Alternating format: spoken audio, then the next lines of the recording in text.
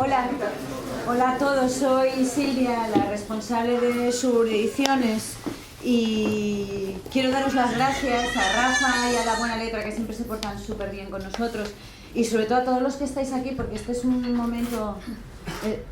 Yo es que estoy bastante emocionada porque nunca pensé que íbamos a vivir este momento. Sé que Sofía y Alba y yo lo pasamos muy mal, no veíamos este momento, hasta la imprenta se declaró en ¿cómo se llama? En acreedores, en concurso de acreedores, creíamos que nos íbamos a quedar con los libros, pero por fin están el número 1 y 2 de Malas Tierras, y esperemos que haya 3, 4, 5, 2000, 3000, no sé, los que sean. Yo creí que nunca íbamos a poder publicar en castellano, y además publicar a Sofía y a Alba es un honor que confíen en mí. No les ofrecí absolutamente nada más que mucho trabajo, y les di mucho la lata para que me lo tuvieran todo listo y corregido, y hay mucho trabajo y mucho cariño detrás de estos libros, así que muchas gracias por estar aquí.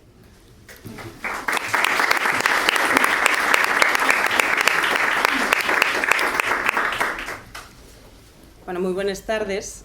Yo soy Vanessa Gutiérrez, encargaron un poco esto de la presentación y vengo con todo perfectamente escrito.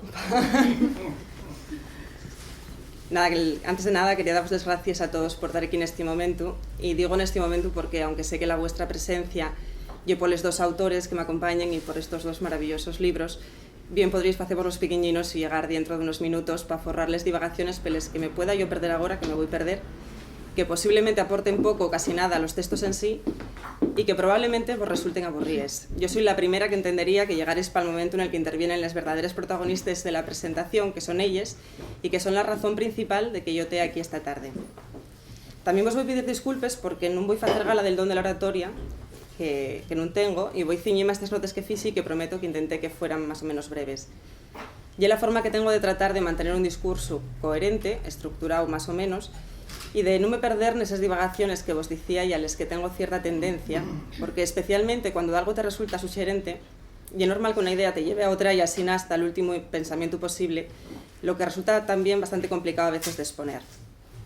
Otra manera, intentar descifrar las claves de los demás no deja de ser una tarea arriesgada, para la que tampoco me siento del todo cualificada.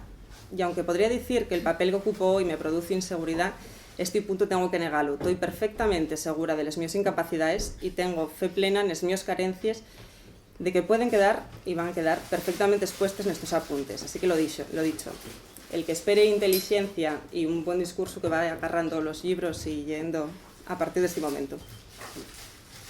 Lo mismo que la tentación al escribir y el fracaso, bueno, al escribir y ante cualquier asunto relevante de la vida, la tentación ante el afalago de que te pidan presentar un libro, máxime de algo tan vital como yo un poemario, digo vital porque contiene lo que tiene de confesional sobre la propia existencia, y en este caso son dos a la vez, lo que implica ya un plus de dificultad, por lo menos para mí. La tentación a ese momento y abdicar por pura responsabilidad. Pero non pensar en ningún momento facelo, non porque lo interpretar en términos monárquicos e tomar el exemplo que tenemos cercano e que convierte este supuesto nun imposible, sino porque tengo fundamentalmente 5 razones poderosas para non ceder este privilexio. Tales razones non son otras que les poderoses Alba, Silvia, Sofía, la otra hija y parentesco, a les que tengo que añadir otra razón más, que ya este maravilloso proyecto más allá del espacio en sí, que ya La Buena Letra. No que toca a Silvia, sabe ella que lo nuestro lle como un bolero y que nada más la fuerza mayor puede impedir que falte al si tú me dices ven cuando lo di. Sobre ella he de decir también que anoto un punto más al su valor como editora, porque demuestra una vez más que lle de esa clase de editores rara avis, aunque no debiera ser así, que lleen con atención lo que publiquen y que tienen claro lo que quieren publicar. Por eso hoy tenemos aquí estos 2 primeros números de la colección Malas Tierras, y que suponen la incursión de Suburbia Ediciones en la literatura en castellano, un paso que Silvia quería dar, pero cuando tuviera bien cierta. Y fai que este apueste sea sobreseguro con estos 2 autores, de lo más interesante que vais a encontrar en este momento, y con 2 poemarios que permitime que califique como redondos, por densidad, por intensidad y por verdaderos. Non lle pa nada casual esta elección y esta presentación doble, que lle una auténtica declaración de intenciones por parte de la editora. Y es muy difícil para mí intentar explicar las razones de un poemario que me impacta, aunque sin embargo es muy fácil distinguirlo. En una ocasión, José Luis Piquero dio la descripción perfecta para esa sensación de reconocimiento. La emoción de sentir que tienes entre les manes un cuerpo abierto en canal enseñándote el palpitar de esos vísceres. Y é precisamente esa imaxe a la que me llevó la lectura destes dos sobres.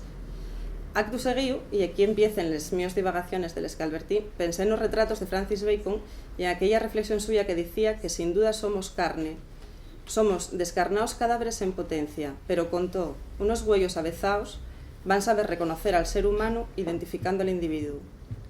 Así no creo, precisamente, que se miren estos dos autores cuando se escriben a sí mismos y cuando se muestren, identificándose.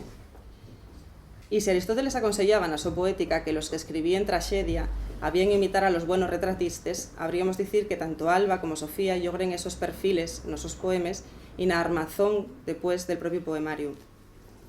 Permitidme que faiga una especie de paréntesis y vos ya aquí un poema de cada un de los poemarios, a pesar de que yo no soy precisamente muy partidaria de apoyar la presentación, los textos de los libros que se presenten, teniendo a los autores delante, que son les que mellor van facer lectura de esos palabras y les que mellor pueden contextualizarles, cosa que además espero que faigan ellas después.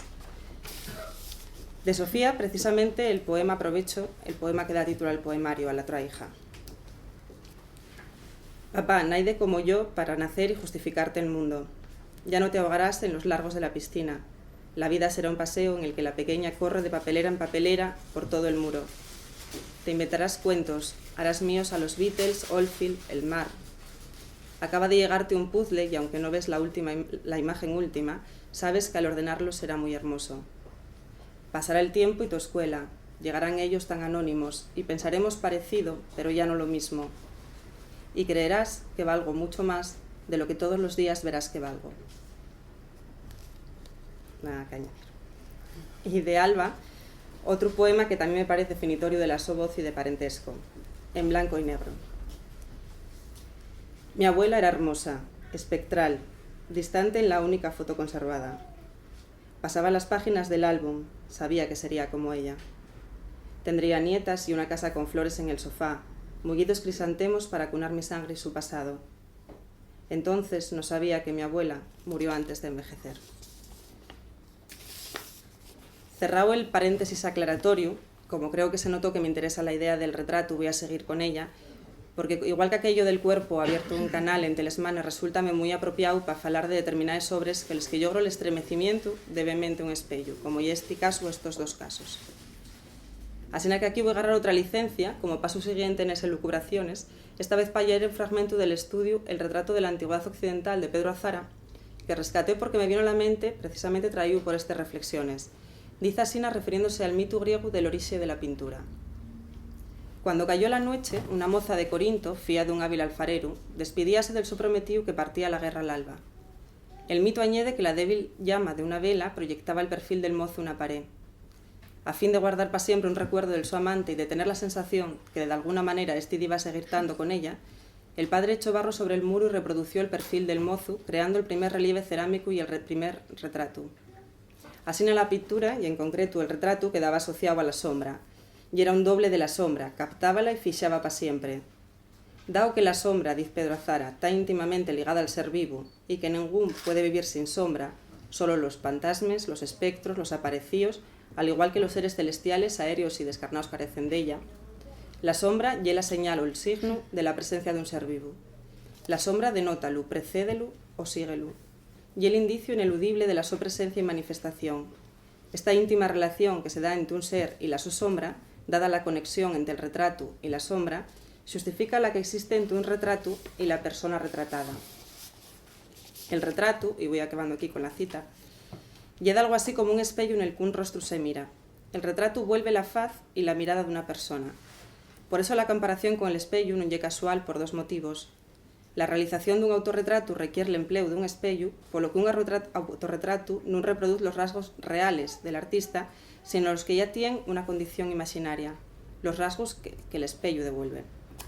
Y por otra parte, apunta él que Platón consideraba que las niñines eran nítidos y precisos espellos. Estos reflejen a las personas cercanas, en el noble sentido de la palabra, próximas física y afectivamente, y también el su anverso, la prueba visible de los sentimientos no siempre placenteros que una persona levanta. Por eso, en todos los casos, un retrato no es una imagen interesada, y por estas y otras razones, como que el retrato tiene la capacidad de impedir el avance del tiempo, con lo que indica que siempre hay reflejo de un ser mortal y nunca de una deidad, asegura, y ahora sí terminó, que la existencia del retrato bien marcada por la aceptación de la naturaleza humana. Pues bien, de todo ello falen la otra hija y parentesco como buenos autorretratos que me resulten, de aceptación, de mirada escrutadora para con una persona, de mortalidad, de conciencia, de análisis minucioso desde la observación y la reflexión madura y madurada, y de voluntad de dibujar y atrapar la sombra del cuerpo y del tiempo, en sin intereses ni impostures, en sin desgarros incontrolables histriónicos ni indolencia calculada. Hay de algo en la lectura de los dos libros que nos trae constantemente, o me trixo constantemente, la palabra verdad, aunque sea difícil siempre exponer esta certeza. Volviendo a la idea del autorretrato, y yo sigo albidrando y perdiéndome pelos laberintos que tracé Solina, dice que en el fondo de cualquier cosa que sucede o que simplemente nos puede suceder. Que para hacer ese perfil de una, como nunca consigue verse con claridad ni siquiera en presente, necesita tirar de la memoria. De ahí que el autorretrato descanse fundamentalmente sobre una imagen anterior que una tiene de una misma sobre una ruina, un pedazo del pasado del ser. Por lo que esa memoria particular no se ponga en movimiento para la obra, sino que lle el tema de la obra. Hay unos días, falando con Emilio Mariño precisamente por un libro editado por Suburbia, contóme cómo tuvo ocasión de tratar a Joaquín Vaquero Palacios a cuento de una posible y interesantísima exposición que querían hacer. Y ya que en los últimos años de la su vida, no recuerdo cuántos, pero sí bastantes, fue haciendo la su particular autobiografía volviendo sobre una misma imagen a través del xuego de la memoria. Para ello escogiera el paisaje de la playa El Cuerno, en Salinas, al que tenía un cariño muy especial y que traía buenos recuerdos de la su infancia, pero al que no tuviera ocasión o no quisiera volver. Cada año, en función de lo que recordaba o de lo que evocaba el recuerdo, trataba de espellar aquella imagen en un cuadro, y cuando terminaba el año, abandonaba aquel paisaje para empezar otra vez con la misma pintura. Siempre la misma, pero siempre diferente, retratando con los vericuetos de la memoria la su propia historia. Esta idea resultóme maravillosa, una poética interesantísima. Y buscando más información sobre ella, llegué, gracias al gran Juan Carlos Gea, a un pedazo del discurso con el que Vaquero Palacios ingresaba en la Real Academia de Bellas Artes de San Fernando en 1969 y que tituló El alma del paisaje y que decía: les formes fueron plasmándose, inventaes o inspiraes por otros, pero nada más con el conocimiento del natural puede tomar forma y entidad plástica. Si no fuera así, todo el paisaje inventado, por muy fantástico e imaginativo que fuere, quedaría en el soplo de la vida.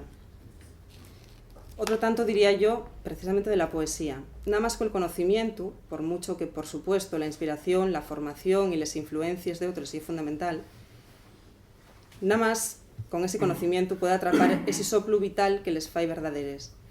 Y eso llévanos a una palabra común también a estos dos poemarios que lle honestidad.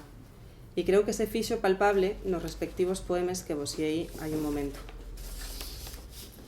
Tocante a las razones de los libros, que lle algo que aún siempre lle interesa cuando va a una presentación más que los cortocircuitos mentales del presentador o presentadora, pregunté yo a ellos hay una semana a cuento de un reportaje que voy a preparar precisamente de estos libros y voy a compartir de algunas, unas pocas cosas de las que ellos me aclararon al respecto. Alba, pela su parte, introducióme parentesco como una suerte de inventario de experiencias vinculadas al propio vivir, crecer, tomar conciencia de que ocupamos un espacio que non é inocente, relacionarnos pa bien e pa mal con la familia de la que procedemos, con la que después vamos a escoger na amistad y en el amor. Una serie de reflexiones que non pretenden ser un canto al pasado ni un ejercicio de señaldad, sino que la proyección hacia la hora de la marca que dejen esas experiencias, la nuestra forma de estar en el mundo. Y una obra que lleva caminando con ella años, faciéndose lentamente y que se traduce en un nuevo poemario que en un yetal. Así, por ejemplo, ve Sofía el libro de Alba, porque lo cierto y lo grandioso desde el secreto de la confidencia es que los dos conocen perfectamente los vericuetos del libro de la otra. Sofía, tocante a la otra hija, presentómelo como aquello que no miramos al principio, lo que pudo ser o lo que está siendo en otra parte. Un conjunto que también lleva con ella unos 5 años, mudando hacia el fruto de lo que hoy podemos disfrutar. Dos obras que me atrevo a decir yo que son resultado de una indagación necesaria, con una cadencia y un proceso que se aprecien en la solidez y en la desnudez del resultado, en la veracidad de ese retrato. En fin, lo que en el fondo palpita de lo que quería decir es que conociendo tanto a Alba como a Sofía hay años, viendo como fueron enfocándoles os vides, la súa formación, los sos gustos, los traballos que cada unha iba facendo en diferentes facetes. Sempre tuve interés nesa evolución e la intuición deste día que nos axunta alrededor destos os libros. Y aunque los títulos de los dos poemarios podrían llevarnos a relacionalos, a más de pola amistad que nos consta de estos autores, hai que aclarar que son falsos amigos neste caso los dos títulos. Porque aunque se dean infinidad de coincidencias na súa vida en términos amistoses, de inquietudes, de intereses, de crecimiento, si queremos, generacionales, contextuales, etc., cada libro supón el retrato de la autora, cada una con una voz propia, firme y asombrosamente reconocible y consolidada. Contó, y para non descifrar el contenido ni destripar los versos, faciendo un resumen común o poniéndoles en coincidencia, sí que podrían decir cada una aquello de yo, Sofía, Alba, soy el mío fiu, mi padre, mi madre y yo. Y con esto, con estas palabras, simplemente, yo creo que aportamos los datos necesarios de la poética de cada una. Eso sí, cada una con las sus circunstancias, evidentemente, pero entrambes les dos nun momento de maduración personal y poética que me emociona y me ilusiona como lectora, sinceramente. De manera que non puedo menos que, como tal, dallos les gracias. Y como me prometí non destrozar ni la otra hija ni parentesco, sacando versos de aquí, estrofes de allá y pa dos años luego suposiciones mías, y ya que tenemos los dos volúmenes entre les manes, voy a agarrarme a la idea aquella del retrato como de algo que parte de una ruina. Dicho esto, con todas las connotaciones positivas que para mí tiene esta palabra, y voy a dar paso a las dos protagonistas asitiada cada una impecablemente en el punto del camino que corresponde, al través de un poema de Adrienne Rich que ahora sí que especulo, creo que podrían suscribir tanto Alba como Sofía. Titúlase Delta y diz: si creíste que este escombro y el mío pasado, afuracando per él para vender pedazos, entérate de que ya hay tiempo me mudé más fondo, al centro de la cuestión. Si crees que puedes agarrarme, piensa otra vez. La mi historia fluye en más de una dirección. Un delta que surde del cauce con los 5 dedos extendidos. Y ahora ya sí, deixo-vos con Sofía, con Alba, con la otra hija y con parentesco, y con la certeza, de verdad, de que vais a disfrutar de sendos autorretratos y de la corporeidad de la palabra cuando yo honesta y cuando yo inteligente. Muchísimas gracias.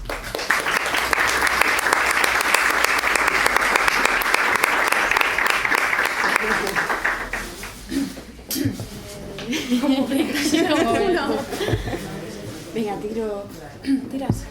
Para adelante. Bueno, pues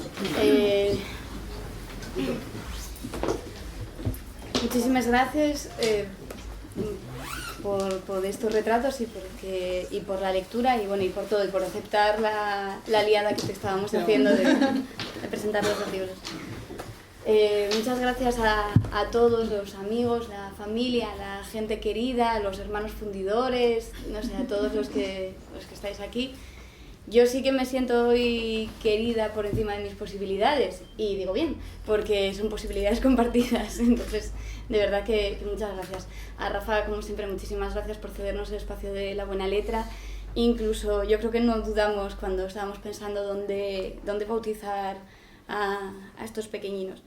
Y muchísimas gracias a Silvia, porque yo no podría sentir mejor casa para esta otra hija y no podría tener mejor compañera de ruta que ya que estamos con una cosa familiar, no voy a decir mi hermana pequeña, aunque tenga la edad de mi hermano pequeño, pero ahora tengo un término maravilloso que es mi comadre, o sea que voy a aprovecharme del término.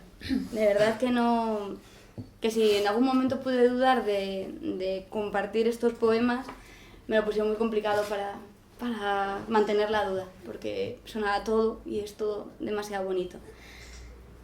No sabía qué contar, y entonces ahora de la que veníamos en coche a la carrera, Alex, que le gustan mucho las historias, me dijo, pues cuenta una historia. Y es que, joder, sí que hay una historia que puede explicar un poco qué es la otra hija. Resulta, porque me lo contaron, claro, que una noche cuando esto me lo contaron y me lo recordaron hace poco, porque como ahora en mi vida hay un amor de 6 meses, pues me dan enseñanzas de las perrerías que pueden hacer, bueno, todas estas cosas. Y entonces me recuerdan mucho cómo era yo, pues supongo que para tranquilizarme, a veces no tranquiliza, a veces asusta mucho más. Y el caso es que yo debía tener como unos 2 años o así, y una noche, evidentemente no me acuerdo de nada de esto, estaba sola con mi madre y bueno, pues le eché un pulso, como se dice. No quería meterme en la cama y como no quería meterme en la cama, me levantaba de la cama, iba a la puerta e intentaba salir. Y al otro lado estaba mi madre tirando de la puerta para que no saliera. Y era por mis narices que esta niñata no sale de la habitación. Y estuvimos, bueno, yo creo que exageras, que dice que una hora o que más de una hora. Con que estuviésemos 10 minutos, con una fuerza que puede tener alguien de 2 años, con que estuviera echando un jaque durante 10 minutos, ya me parecería mucho. Yo no tengo recuerdo de eso, pero también, por lo visto, soy eso. Y eso es en parte la otra hija. Aviso que aquí va a haber un poco de pornografía sentimental, que era algo que no nos pasaba desde hacía... Sí, bueno, tendría que haberlo dicho antes en Facebook para que viniera más gente, por la parte primera, que podía ser mejor reclamo. Pero hacía mucho que no me pasaba, o sea que en el fondo debo estar muy ilusionada con este libro.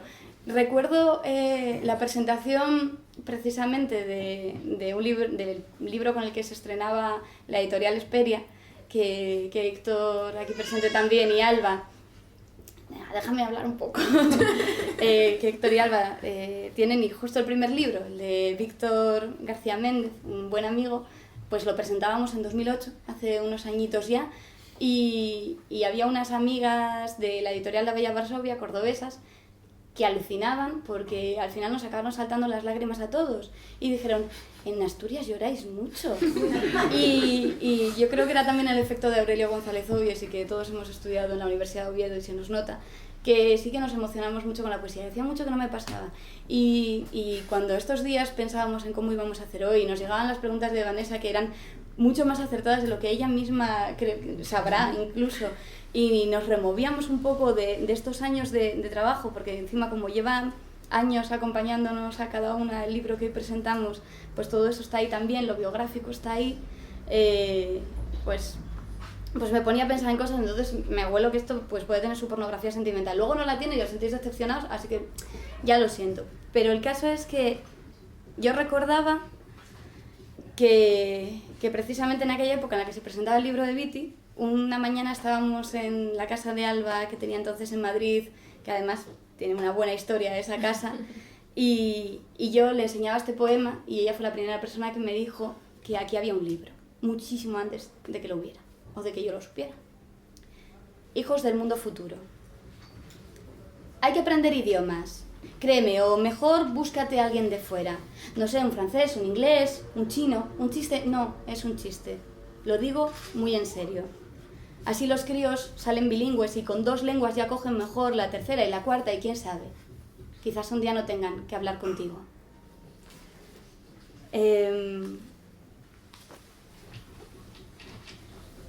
Bueno, ya que me he arrancado a leer, hay algunos poemas que siempre tienen como una cosa de adelanto. El libro está repartido en partes, claro, que llevan nombres de personajes mitológicos griegos. Y esta es de la parte de Hestia. Sí, y así. Fondo de armario. Me repito que soy sencilla y no creo en nada más tangible que una palabra. Los temores, los de siempre. Que mis modos engañen, que me tengan miedo. Que el respeto que busco no sea más que lejanía. Me repito que soy sencilla. De poco sirve. Sé que podemos dar abrazos a una mentira.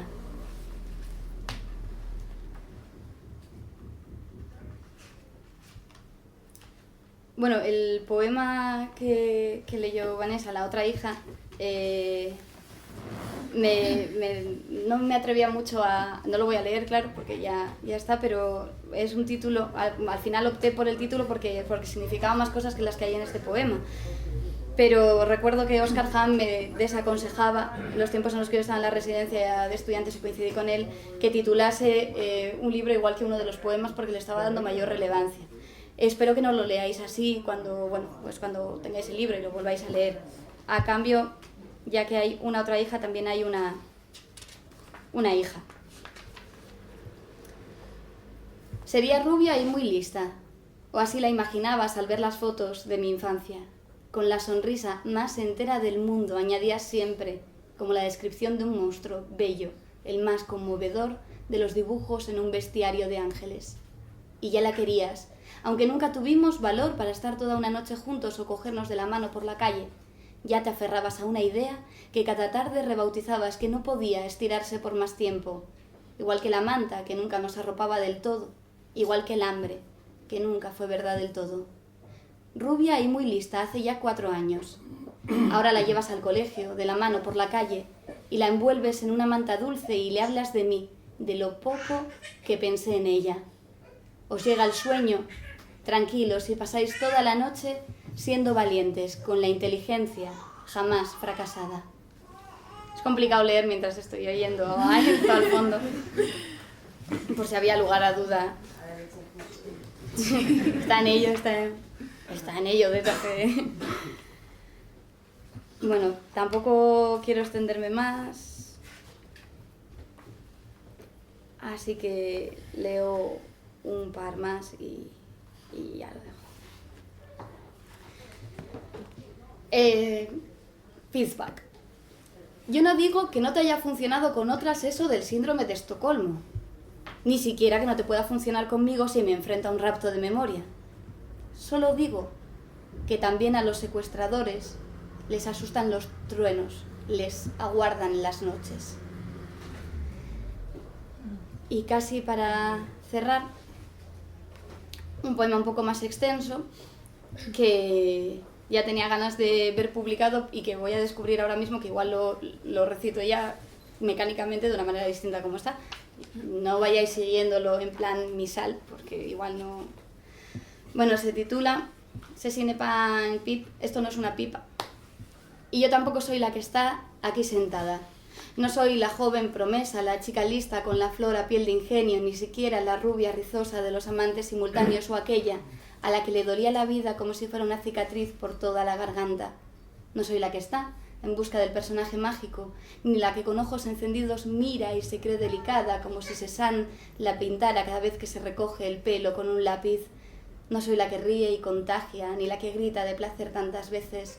Y es verdad que mis piernas son las mismas y que yo también quise tatuarme las verdades que conozco. Es verdad que me engaño y lo llamo pasión o tener entrañas cuando quiero decir prisa y unas ganas locas de sentirme kamikaze.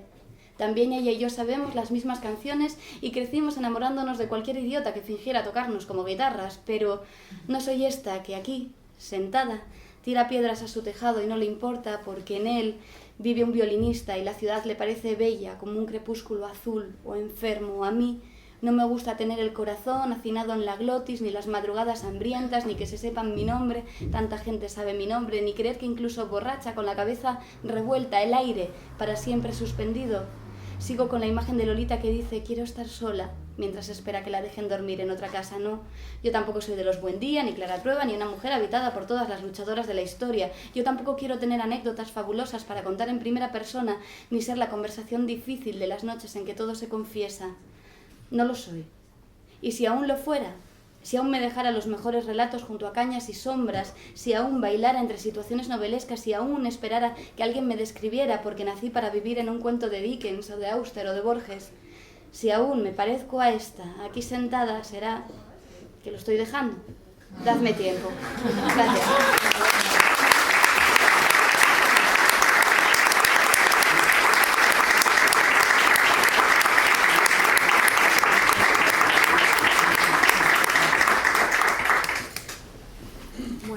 Ahora me toca a mí. Y como para combatir los nervios son buenos los papeles, me he traído escrito el texto, que iré entreverando ahí con algún poema. Pero quería empezar dando las gracias a Vanessa Gutiérrez por la presentación, porque que aceptara no es un gesto vacío, creo, ni para Sofía ni para mí, porque en muchos sentidos es tal vez una de esas poetas que en mi caso me deslumbró hace muchos años y quizá cuando este parentesco empezaba a ser poemario. Así que el hecho de que sea ella quien le haya puesto las palabras de augurio y que además esté aquí Sofía, que conoce ese texto y con cuya otra hija también he pasado mucho tiempo, es algo como muy emotivo y espero no caer en la pornografía sentimental que dice Sofía. Yo decía que esto iba a ser un poco cortavenas, estamos entre una cosa y la otra. Pero bueno, gracias a las dos, porque de verdad es un lujo que te protejan luces tan hermosas. Gracias también a Silvia Cosío, que permitió que algo que yo no pensaba que fuera a ocurrir jamás, que es que este libro viera la luz, pues haya sucedido, y con toda su generosidad nos abrió su casa, su editorial y todo su empeño. Gracias a Rafa por ceder la librería, ya no cuento ni las veces en las que se la secuestramos, y gracias a quienes os habéis acercado esta tarde para convertir esto en una trinchera cálida. Como digo, todas estas cosas especiales y mi timidez general hacen que me vaya a refugiar en el papel, y os pido perdón por la estrategia. Si me dejara llevar por la ortodoxia, debería empezar a hablar invocando a las musas y pidiendo sus auspicios. Pero tal vez una de las facetas que más me divierte como lectora y luego al escribir tiene que ver con revolver en los mitos. Los primeros poemas de este libro, ya lo hemos dicho, nacieron hace mucho tiempo, y desde ese germen no me han abandonado un solo día, aunque yo a ellos en realidad lo he hecho muchas veces. Las musas han sido en este caso las personas de carne y hueso que en este tiempo han leído los textos, los han trabajado conmigo y han sacado del desorden lo bueno que pudiera haber en ellos. Y aunque siempre está feo hacer listas, a mí en este caso me parece importante señalarlas. He nombrado ya a Sofía, y también quería recordar aquí a Laura Casielles, a Natalia Cueto, a Carmen Camacho, a Luzmar González Arias y a Héctor Gómez Navarro, que son aquí las musas, y a las que les voy a leer un poema que se llama precisamente Invocación. ¿Qué sucederá si no soy capaz de atajar con mi espada el recuerdo, poner voz a la voz de la tierra, geografía a la nada? Beberán del cordero los muertos y me dirán: nadie. ¿Qué sucederá si no puedo blandir ante mí la palabra? Desde esa pregunta, desde esa duda ante la propia capacidad de contar y de contarme, se terminó estructurando este parentesco. En el título, La mano sabia de Natalia Cueto para encontrar una palabra elemental, una palabra talismán desde la que explicar un proceso sencillo al que ha aludido antes Vanessa cuando hablaba de esta entrevista y de estas preguntas que nos intercambiamos. Tomar conciencia de que ocupamos un espacio y de que eso no es inocente. Formular en voz alta todas las dudas que conlleva el crecer, y todo ello sin caer a lo mejor en cosas que yo nunca he visto muy claras, como cantar la infancia como paraíso perdido, porque en lo que sí que creo es en la memoria como un patrimonio presente que nos recuerda a cada paso quiénes somos, pero también quiénes son las personas que han crecido con nosotras. Por eso la infancia y el pasado y los actos de memoria me interesan como política, más como frontera que como escenario idílico. Y la primera brecha, el primer espacio para ser, es el familiar. Y el ser, que cuando es una criatura suele ser bastante caprichosa, tiende a olvidar cosas importantes. Así que quiero leer dos poemas que no suelo leer habitualmente, y en realidad creo que todos los poquitos que voy a leer son normalmente caras B, son algo tímidos, que les dedico a mis padres y a mi hermana. El primero se llama Progreso. El frigorífico, la tele del salón y el vídeo se estropearon a la vez. Hubo que cambiarlos y ascendimos, mejoramos. Nada decían los manuales y garantías de familias unidas o mamá arropándonos cada noche. Pero sobrevivimos al plástico frío, al rumor de pantallas apagadas. Y el otro poema se titula 2.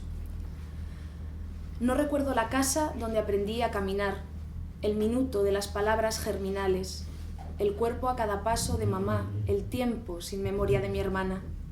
Aprendí en fotos que tuve otro cuarto, otra ventana orientada a otro sol. La primera casa de mis padres, que no memoricé porque era suya, de lo que fueron. Algunos poemas de este parentesco, como os decían, no los suelo leer habitualmente, quizá porque hay otros que leo casi siempre o que han tenido un poco de vida propia en papel, en revistas, en internet o en otros foros, ¿no? Y siempre suelo leer autobiografía, pero hoy he decidido que voy a leer otra autobiografía, o de otra manera, que se llama Modus operandi de la muerte de la quimera. Los dos hablan del tiempo y de la muerte, o de vivir, según se vea, y aquí va el primero. Garfio hizo crecer a Peter con un sablazo a traición. El niño había lanzado el balón fuera del campo y esperaba el equilibrio, la honestidad del rival. Wendy hizo crecer a Peter con un dedal y cuentos perdidos. El niño le había revelado el vuelo en horizonte de sirenas. Ella propuso la vida, oficinas en un Londres gris. Cuando niña, viajar a Segovia era oro y aventura. No fueron mandobles ni obligaciones los que me hicieron crecer. Fue tomar conciencia de las 5 horas de un trayecto, alegrarme con mi primer reloj, comprarme uno hace ya un par de navidades. Luego, el pudor me hizo olvidar nunca jamás. Se asentó en mí un terror seco a la muerte. Ya no hubo hadas. El otro poema, que va por la vía de los parentescos imaginados, que en este libro son muy importantes, casi tanto como los de sangre, habla de esas filiaciones, lo dicho, que se construyen en el amor. Se titula Cumpleaños. La tarde en que Esperanza cumplió 73, yo me bajaba de un autobús amotinado por un retraso de 20 minutos. Aquí de pie, el frío, la comida del niño, el marido, una vergüenza, caraduras, no hay derecho. 73 inviernos. Cuántas comidas, hijos, frío, cuántos caraduras provocando vergüenza. Tomo descafeinado de sobre y un par de galletas, estrechando a la yaya que se apaga como las velas de la tarta que de luto este año no quiere. Quizá no haya otro invierno. No tendremos más que este momento. 20 minutos de motín contra su muerte.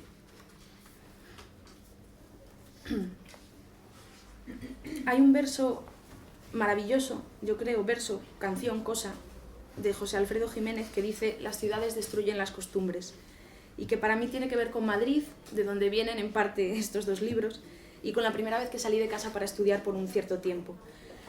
Creo que destruir las costumbres es un ejercicio crítico muy difícil, pero central en el ser, y sobre todo si quieres tanto hacer memoria como respetar el pasado. Y según la costumbre, las estructuras del parentesco son quizá una de las disciplinas antropológicas más duras. Pero yo creo que Levi-Strauss tenía en mente a José Alfredo Jiménez cuando enunció su teoría de las estructuras del parentesco, porque aunque son difíciles, parecen irrompibles y parecen inmutables, en el fondo su variabilidad da la sensación y la certeza de que la amistad y el amor son el fondo y el patrón de esas estructuras, como si, lo dicho, Levi-Strauss pudiera escuchar esa canción antigua.